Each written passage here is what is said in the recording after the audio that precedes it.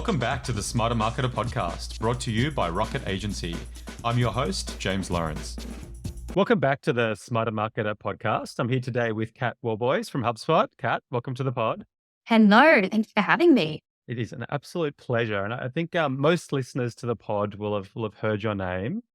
Kat is Senior Marketing Director for all of APAC at Hubspot, essentially responsible for growing HubSpot's business across the entire APAC region.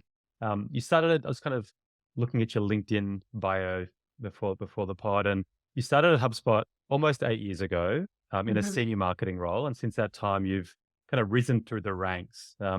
You're a well-known speaker, contributor to the marketing community, both in Australia as well as throughout Asia. I can't wait for today's conversation. Thanks for spending some time with us.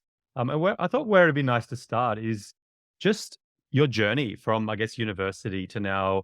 I think it's quite a daunting job. Like you're the head of marketing for, one of the most well-known bits of marketing tech out there. You're kind of firmly in the sights of all the marketers in the country. So that's kind of daunting. So I'd love to just hear the journey from, how you started and how you got to where you are. Yeah, and that's a very kind introduction. I appreciate that. And if we were videoing this, I'd be blushing. But that's very kind. Thank you. It has been a really wild and unanticipated journey, I have to say. I often feel bad when people reach out for some sort of career advice that I disappoint, because I'm not somebody that would have ever had, the 5-year plan when it comes to my career. I have very much been somebody who just likes to get their head down, do the work, and I'm drawn to work that interests me. So whatever is making me curious, I really follow that. I've been lucky enough to have great managers, kind of nudging me in the right direction along the way, but definitely not someone who's had certain roles or titles or achievements in their sights or in their plan to have under their belt, by a certain time frame. It really has been, well, what's interesting, and let's follow that and do that. And I kind of feel like everything else has come, which I'm most likely in a fortunate, place to be able to say that. But I think with this space, I think if you're somebody who has a lot of curiosity and loves to test and loves the fast-paced world of tech and marketing in itself, then it's a great industry for the curious. And my journey started in Australia after uni. I'm from the UK. Sometimes my accent confuses people. Either people get that instinctively, or they're like, "Oh, I didn't see that," so I thought I'd just clear it up for the listeners. I suspected as much. Yeah. So, I went to uni in the UK, and I studied really randomly, like business with a specialty in tourism. Because at that age, what do you want to do when you're older? I want to travel. So that sounds good to me. But it was just so interesting at the time, when you get into the marketing, modules and part of that degree, how different it was in the real world. When you got out there, it was so, direct mail, and it was so traditional. And pretty much as I left uni, my first job was in an agency doing marketing automation, which was just not covered. And it was like, oh my gosh, I feel so out of my depth. And what is this? But I loved it. I loved that. And I wouldn't have said I was into marketing from that experience. I really wasn't interested in it. But you get to Australia and you try to get in the workforce. So you take the roles that are made available. I love marketing automation. It's been my dream job since I was a young girl. Exactly. I need the visa. Yeah, that's pretty much it. And look, it worked out incredibly well. Fame was obviously looking down on me because I loved it. I didn't realize how, at that point we could actually start to measure our impact in a very real way in marketing. And so I found that fascinating. It was challenging though. That was the time where it was, this was a decade ago, more 12 years. Marketers were not, it was very new to start using technology in this way. So we were using a marketing automation tool. And really going into train marketers, okay, you're going to have an event. You want to create a landing page, and that landing page is going to have this thing called a workflow that sends a confirmation email, and that's a trigger and all this new language. And there was honestly a lot of resistance at that time. I really enjoyed it. I loved my role training in these tools, but I think it was a time when marketers' role was being challenged. They were expected to be some big data scientists, digital gurus, and traditional was kind of like, really seeing the back end. And I think that was confronting for marketers. It was such a shift And I was kind of really seeing that as I came into the industry, but honestly, absolutely adored it. And, the tools were expanding. We were starting to see sales enablement, coming to supplement just the traditional CRM, which was really like an address book at that point with some nice scoring capabilities. So we've come a long, long way, and it's just been so fun to be part of that journey. And I've gone from agency to client side, and then I had HubSpot reach out to me and thought, why not? And it's been 8 years, quite the ride. Yeah, interesting. I think you use the word 3 times, curious, and it's definitely a trait which probably took us longer than we should have to identify that. And our best team members are the ones who are genuinely curious, and the space changes so quickly. I think a lot of people in marketing, particularly in the digital side, like they've come from such diverse backgrounds, and I know it's changing now. I've done some lecturing at universities, and what is being taught at unis is just so different to what's happening in the real world. And I think part of that is the speed of change, right? And if you're not excited by change and interested in self-learning as well as doing ongoing education, I think it's really hard to succeed as a digital marketing. Agree. There's so much benefit to kind of be on the job style, right? And just kind of getting your hands dirty when, AI really started to boom in the way that it did early, 2023. We were having some events and we had Steve Sheila, who's the former ANZ Facebook CEO, I believe. And he is really on the forefront with his own business with AI at the moment. So we kind of got him into chat on it. And one of the number one questions he was getting was, where can I skill up on AI? Like, what course should I enroll in? And he was like, oh, they're probably all going to be out of date by the time you do. Like, maybe just find an environment where you can test and play with these things. And he, his takeaway was like, wouldn't sign up. Like, if you're learning, or your forums for learning at the moment should not be traditional courses. You'd be listening to podcasts as they happen, blogs. It's really the up-to-date stuff. You don't bother enrolling in a course on this right now. And to your point, I think that's just been a real theme throughout tech in the last, 10 years. That's true. What do you, because obviously HubSpot, I mean, my experience working with members of the HubSpot team, they're superstars, really. I've spoken to many members of your team at HubSpot about how you go about hiring, and it's not easy to get a job there, right? Why have you been so successful? Because I'm not going to let you off the hook, which is I've been curious, and therefore I've risen to the top of marketing in Asia. Like, more specifically, like, why do you think you have done so well there? It's a really good question. And apart from, those personal traits of, being curious and experimental and, being eager to test, that would have gotten me very far if HubSpot itself didn't have that culture for learning, for, learning fast and failing and all of those things. And they provided a ton of autonomy. We as a team back in the day did a lot of things weren't within our remit or our goals, but we were like, we're in ANZ, which is very often treated in global companies as a great planet region. Yeah, we totally. absolutely took full advantage of that to really, I was a part of this, but just a really great example that I like to give is the team that I worked with at the time really saw capabilities in like Facebook Messenger for B2B when really only B2C were just starting to think about how they were using that as communication channels. And, we really led the experimentation, got, dev support, not a lot of it, but enough to really test that out. And then we ended up acquiring a company to build, bringing those chatbot building capabilities into things like Messenger and WhatsApp. So that's the kind of like company and I think culture that, it's no good to have curiosity. It's not welcomed where you work. And I will give a lot of credit to HubSpot as a company to really foster that culture and celebrate it and recognize it and give you autonomy. And, I think people that are curious and want to do well thrive in those environments. So I feel like I've evaded your question a little bit again. That's why. Keep keep going until I get to answer. I think that head down, do the work, and testing things differently.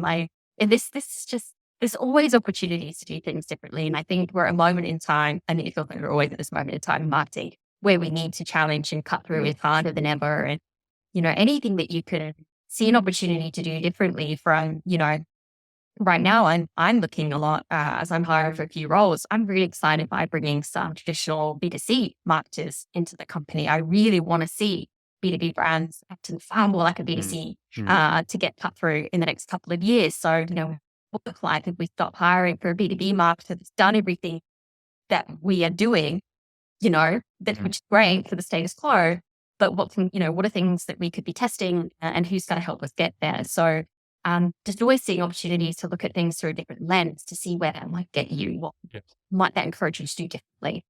That's a great segue into the next question, and probably answers that a little bit. But a lot of listeners to the pod, we've got a diverse audience of more mid to senior marketers. We also have a good cohort of younger marketers. What are you looking at when you're looking to hire a young marketer? And I think from both like the CV and the job experience and university, if that's all relevant, but then Yeah. also some of the softer stuff as well. Yeah. Experience wise can be really tricky. I feel like in a regional role, we do still to this day value that broad market because we don't have huge teams. And we likely won't have super large teams as regional offices. We shouldn't, I believe in that fully, but we do need to make sure every year that our headcount is on the roles that we know matter and again the difference and what we need to be focusing on at this point in time. So to this day, and this, I know that's a very regional team kind of answer, but I do, and I think it actually could extend outside of just the regional setup, to be honest, looking for that broader marketer. Because, as I said, we want to make sure that when we see an opportunity, when we see something that's worth pursuing, we need people who can adapt and pivot. So it's less about kind of what you've done, but how did you go about something? So in an interview process, I'm very much like, how did you do that? Because if somebody has a process and a way of thinking, what I'm really looking for is how that could be applied to many different types of marketing or tasks that you might want them to do. So I think there's definitely that piece to it. I think in a longer term vision, we are seeing less of that science and deep expertise. There's absolutely a place for it. And I'm quite excited by this resurgence of more of the brand and the creative side, especially in B2B at the moment. And I think that's a result of AI that's kind of mastering the science for us. And I'm really hopeful in the next couple of years, and this is a bit of a personal prediction, that we are going to see that more sort of B2B brands entering that brand marketing arena more. Xero did it last year with the Women's World Cup, like an accounting for sponsoring Women's World Cup. I think that's very exciting. I think that's a sign of things to come. And so creativity and more of a brand experience is something I'm also paying a lot of attention to at the moment. Yeah, I think that's really interesting. Went to South by Southwest last year and heard David Droga speak, and I thought it was kind of so reassuring as a marketer, which I think we're all sitting there going, are we going to have a job in 10 years time? And I think that the idea of things do change so quickly, and the speed of change is faster now than it was before. So the idea of hiring someone based on what they can do in a specific way just feels a bit short-sighted, because what they're going to have to do is change and pivot and all those things. You kind of made the point that, AI will revolutionize how we're running campaigns and how we're running marketing teams. And they'll kind of be it's almost this prism of tech, but then old school marketing and strategy and all those things that just don't change. We'll have this kind of incredible tech layer, but then we'll have this layer of ingenuity. And he talked a lot about the idea that makes the hair on the neck kind of stand up, and it's not anytime soon that a computer is going to do that stuff. And Yeah. so I think it is this, we've kind of gone through this wave of marketing being technical. Yeah. And I think the space will be technical, but I'm not sure that means to be an excellent marketer, you're going to need all of that stuff anymore. Yeah, I agree. I think, and our CMO has a podcast. It talks a lot about this, but this idea of how sort of personalization is going to be so commoditized that you're going to see great brand experiences, great digital experiences. It's going to become the norm, and that won't get cut through anymore. So that does mean, okay, well, what does get cut through? And there's some pretty interesting things I started to see just this year alone. The amount of articles I've already read. Okay, it's not like a huge volume, but surprising volume for brands talking about how direct mail is coming back. Yeah. And as I said, like B2B brands going towards that brand marketing space. I think there was one of the dating apps. Somebody's got to find out which one it is and let me know, because I tried to put the example a couple of times, so I always forget the name. One of the prominent dating apps has started to do in-person meetups because people are sick of connecting or trying to connect online on these apps, which is not what these apps are. And they're starting to, create in person again and more like different ways of meeting people. And so it's so interesting that dating app, which has only really come about in the last, 5-6 years, is now sort of pivoting more to this kind of community, in-person events kind of space. There's just all this crazy movement. Things are coming full circle. Things are adapting. It's just a really bizarre time. Yeah, I think you always had that zag, right? When kind of industries and segments kind of zig, there's always Yes. that.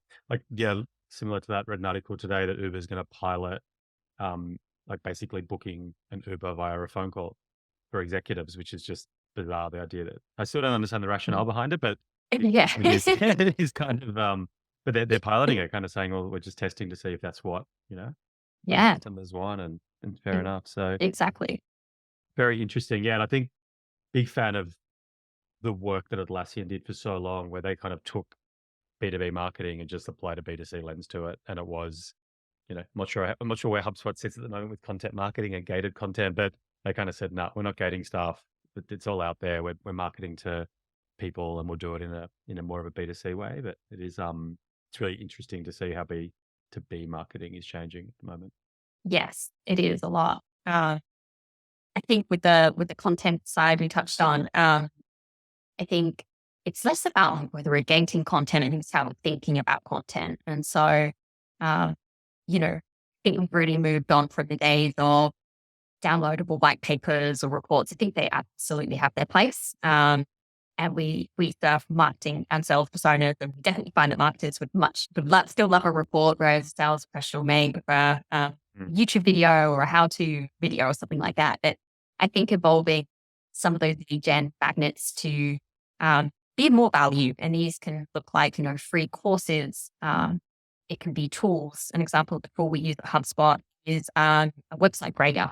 Put in your website domain name and it will do a full analysis, or make my persona, spits out a template. So really evolving, okay, there are more ways to think about how you add value through content that isn't just a written blog or report anymore. And I think that's also why there's been so much success, of course. The freemium model in SaaS is what is better than actually allowing somebody to try before they buy, and that level of high intent that is so mutually beneficial, for the business, but also the person really getting a full taste and flavor of your service and your product and how it's going to help.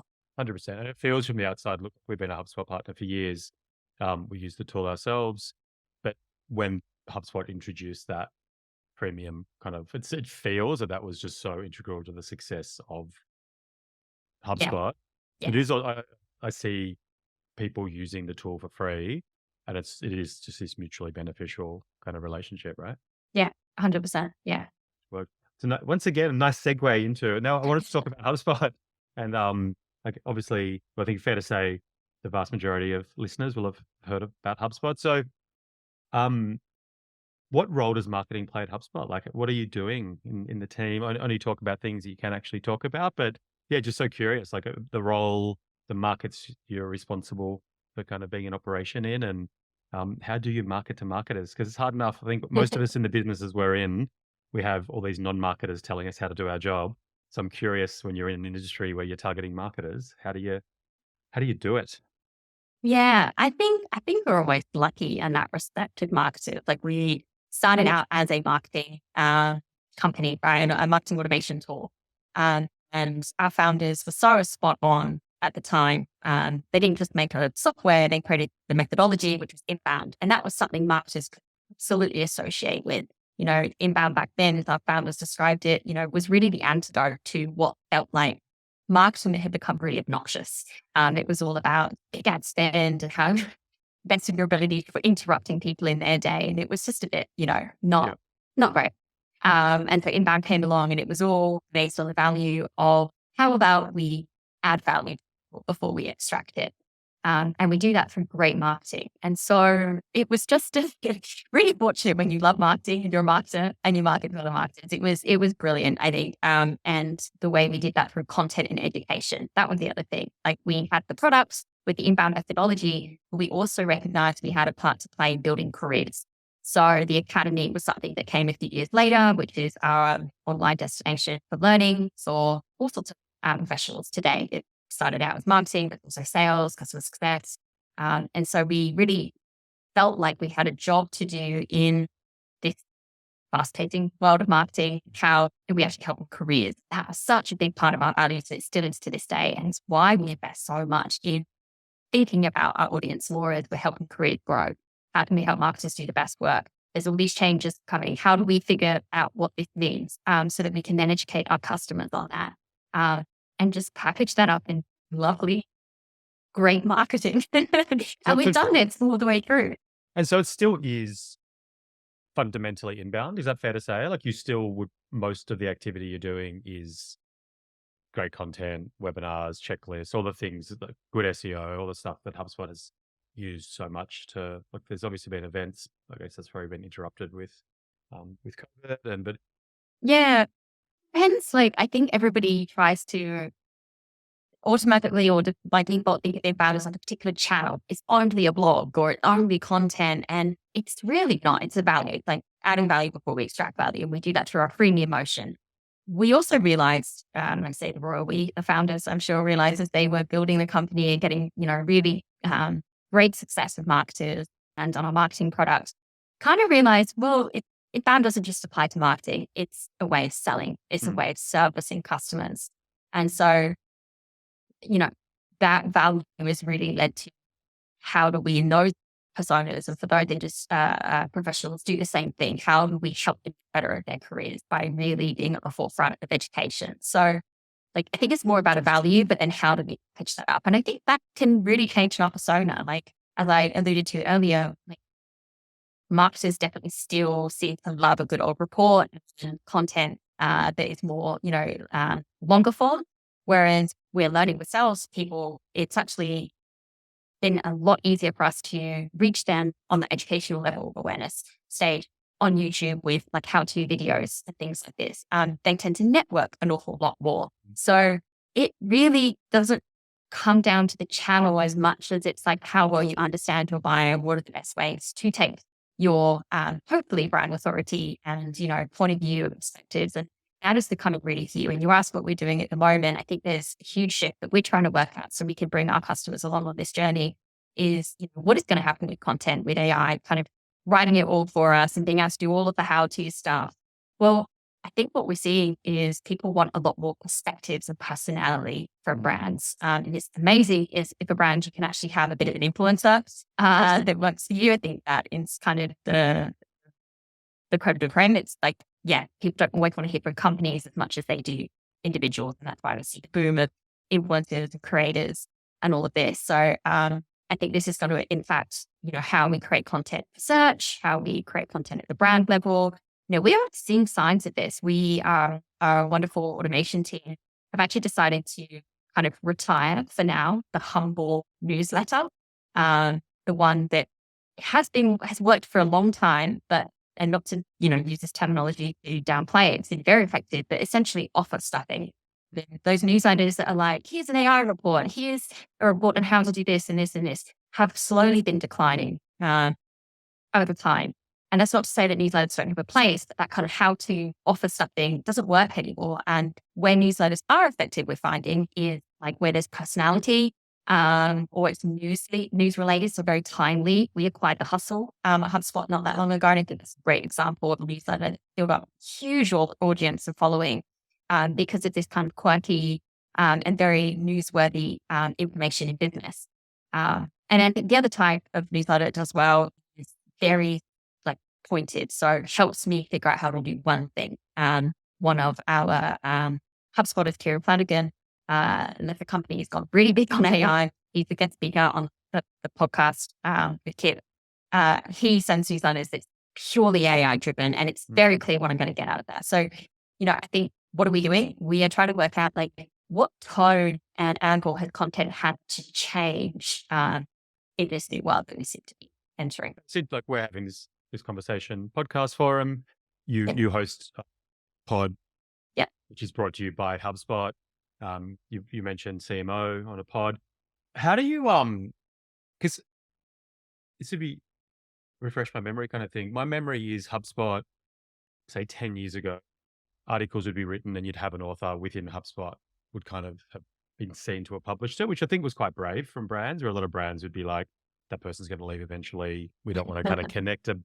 But to exactly as you said, like what we see works best for our clients is you don't buy from a brand, you buy from people. And, LinkedIn strategy, generally we're trying to get clients to have people within the business, ideally you've got founders or thought leaders, but often you don't have that, right? If you're particularly big ticket, it's harder. How do you navigate that as quite a big business? How do you determine who it's going to come from and when it's going to come from a person? And, do you fear people leaving? Like, how does that kind of play out internally?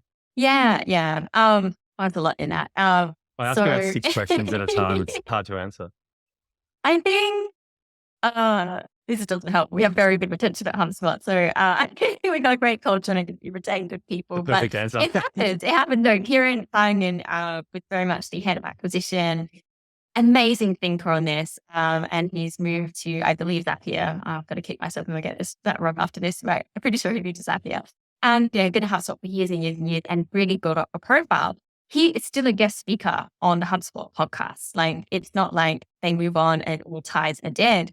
We find ways to still work with these individuals. And I think that's why there's still such a valid play for influencers and creators. And, if it's not coming from, if you aren't the brand icon that people want to hear from, it doesn't mean you can't give your audience the platform where you are bringing those people, those individuals that they want to hear from. So I don't think it's like you have to have these experts or really well-known people in your brands to succeed here. You can absolutely think about it in many, many different ways. It's more about how are you adapting your content and making sure it's cutting through at the moment. It is full of personality. It is offering perspective. That's probably the key word, actually, perspective. That is what we need to be solving for, both at the search optimization level going forward, but also just a resonation with our audience level. Yeah, it's good. I think it's a good proof point or case study for marketers out there in organizations where they're struggling to get buy-in to actually publish on behalf of individuals within that company, to actually look at HubSpot and see these guys are huge, lots of thousands of employees, and they're still brave enough to do it. Yeah. So it does kind of work. Keen to just hear about the different markets that you're working within. Like, how different is it marketing within Australia to New Zealand, through to the different countries in Asia, different languages? I'm not sure if is that a thing? Is it not a thing? Just, how does the APAC kind of role sit? Yeah. It's a great question. It's what I'm probably enjoying most about the role. I have to say. So there's definitely a challenge. And I think what I mean by that is when you are an IC or an individual, contributor working, you are very passionate that everything is different about your market. Like, we're completely different. And when you're in a global organization and we've got customers in 120 countries, not physically there, that many countries, but we've got quite a presence. And as I've grown into a leader, I think I've appreciated that balance and that trade-off for when do we need to solve every individual nuance, and when actually can we see a good result by, applying the same campaign or view in different markets. So that's been something that I'm still to this day, I think, learning and figuring out. And it shifts and it changes. What helps us in these markets, we do a lot of research. We do across particularly Australia and Singapore, which is some of our 2 key headquarters in the region. And a lot of the time, the trends are very, very similar. So what I mean by that, we did a report called the Connected Customer Research, and very similar trends in, the number of marketers saying it's harder to get cut through at the moment in both regions. The number one reason why it was hard to get cut through. We also do consumer trends. We started to, which I think is very powerful. We don't just survey B2B leaders at the moment. We try and survey consumers where it makes sense to kind of tie up what's happening. Why are marketers saying that this is difficult? What are consumers saying? And it can be very lightning. But even those trends can be very similar across markets. So I think we may not be as different in some of these trends, given just how global the world has become, and how we're all kind of, following suit. But I think what is important is how we're telling stories. I think the narratives and how businesses individually are being impacted. And I think there is a lot of pride in regions for some of those homegrown brands. This has been a big part of why we created podcasts that really hone in on Australian brands. It's been very successful for us. We're a global company, and we're like, there are a lot of great brands coming out of Australia that we think other marketers want to learn from. Let's start to tell those stories, and how they solve for their markets is really important at that cultural level. And we see it all the time. We work with our brand team, and sometimes, as a US company, the humor isn't going to quite land for Aussies. It doesn't quite hit the mark, or They just don't get us. yes. And it really tempts you to go to the meetings and try and, mediate and not downplaying somebody's great brand work, but just to describe the differences. So it's interesting. I think we're seeing really similar trends, but our audience still respond really, really well when they see their market represented back at them. So a number of ways that we do this is, all from the small things from, we're never going to copy and paste an event from Australia to Singapore. We had to have Singaporean brands. We have to have Singaporean spokespeople explaining what it's like in the market, because there are differences. I'm talking about high level trends that remain the same. And so those remain really important to us. And we do a lot of this through our customers. I think if you're a small business and you're really struggling with localization across different markets, because as I said, as a leader, I can see how it's timely. We really have to make sure the ROI is there in some of these things, even though I fundamentally believe local wins. A really powerful way is to leverage customers. We actually saw a credit to someone on my team in Singapore who was like, I know we don't really do this, but and we want efficiency. So if we do a webinar for Asia, we kind of make it normally for Asia. I kind of want to see what happens if we do one for the Philippines. And we're really just going to, on that page, pull out some of the pain points that we know our product solves for better in this market versus other markets. Some markets have, for example, paperwork could be cost efficiency versus nothing the easy to use of our platform, just as examples. Yeah. And so some pain points really ring true in different markets. And so leading with that pain point as we, promote the webinar, and then bringing in those local customers. I'll have to go find a percentage, but we saw a significant increase in the number of attendees, in this case from the Philippines, register and attend and go through to sales from the webinar.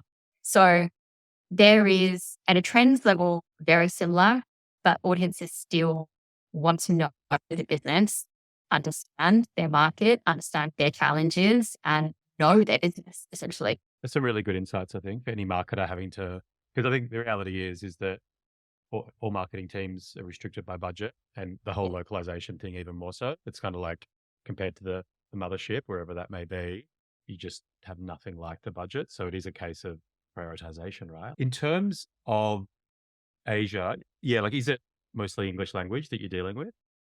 Yes, it is. From a marketing perspective, not from a product or English perspective, but from a marketing at this stage. Yeah. Yeah, it makes sense. I think I'd like to take the conversation now just into HubSpot itself. So when I introduce you, said, every marketer listening will know of HubSpot. I think that's true.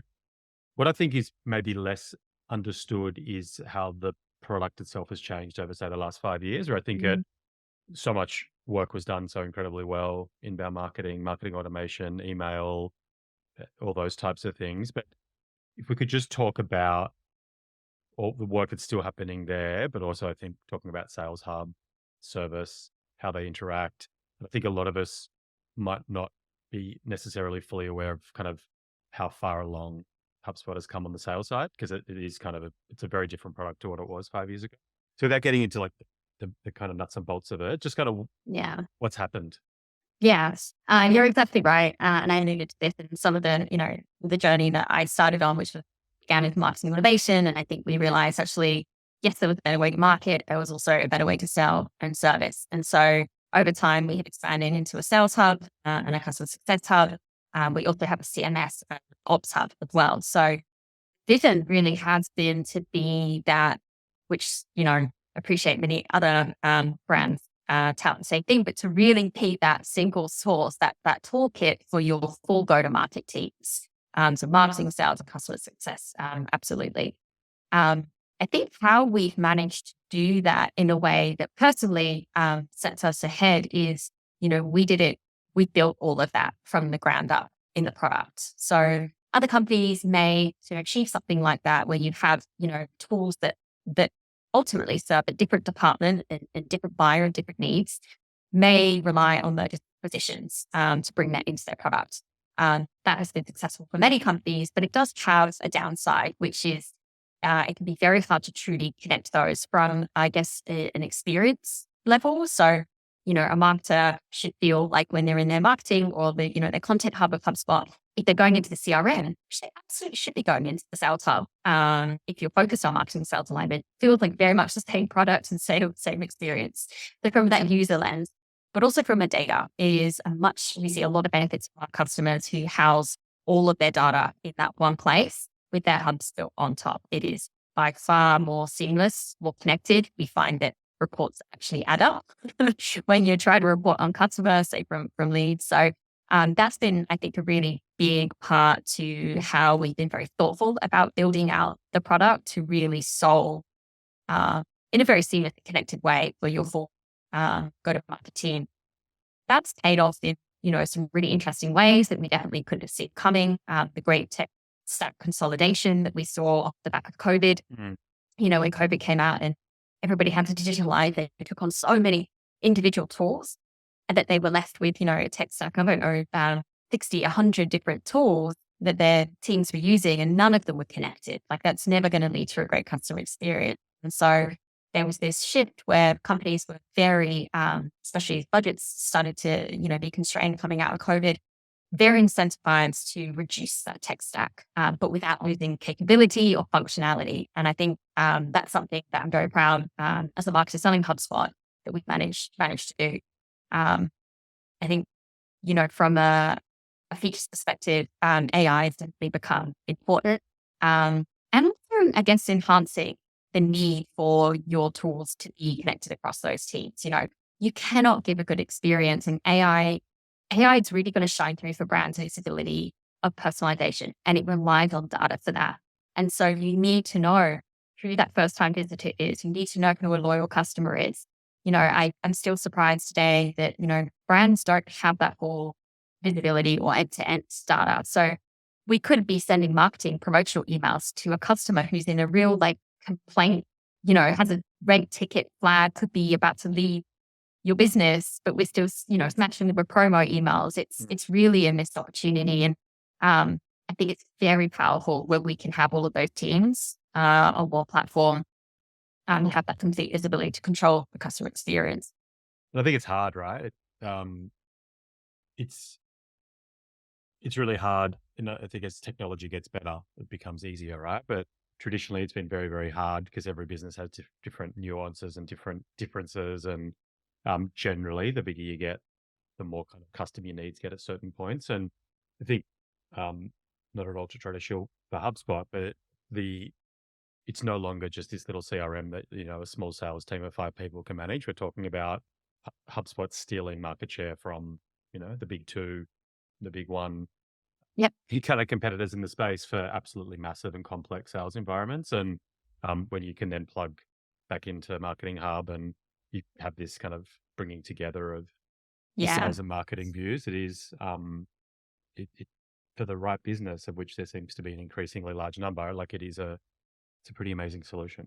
Yeah, we definitely hear from customers that of the things they value, the one that kind of comes through time and time again, at probably the top list, is the simplicity. I think for a long time, there's almost a sense of pride. And if you were a complex business and you did a complex and custom solution, but it so much debt, tech debt, staff debt, time debt, whatever you want to call it. There are many downsides to having systems where people were spending more time, configuring, adapting, that really constrained businesses from being able to adapt to move forward. I think as the buying environment has changed so much, we talked about the skills of marketers, want adaptable marketers need adaptable businesses, and you can be really constrained by more tools if that's the case. And we do hear stories of customers who, have to go through tickets with their ops or dev teams to, have a new field added to a form, which is just not the barriers or challenges that you need to be putting in front of your teams, who need to be pivoting fast, moving fast,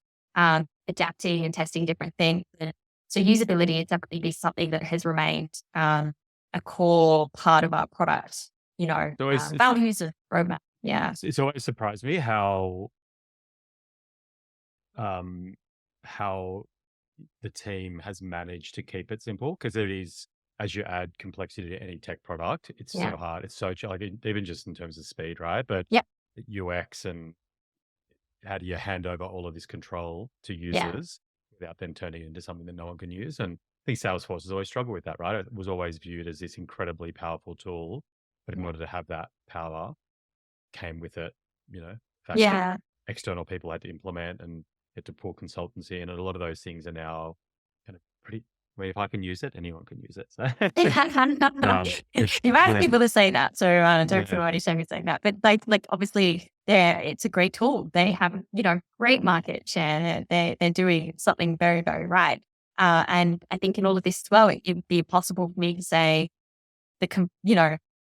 what complexity your business is going through, but also like coming back to that idea of an tech stack. Can't say how many tools are right for your business, but I would encourage people to say, time we're spending, either connecting them, try to draw insights, trying to unify our teams across marketing, sales, and CS, then actually doing the work and doing great marketing, or, letting reps do what they do best, which is sell. Like, how much of that time, that's what I kind of encourage, right? Not to say that this is the right solution for you or this is the right solution for you, but some of those flags that businesses just can't afford to have time sunk in those areas anymore, and not be focusing on the actual execution, doing good work, because we spend so much time maintaining systems.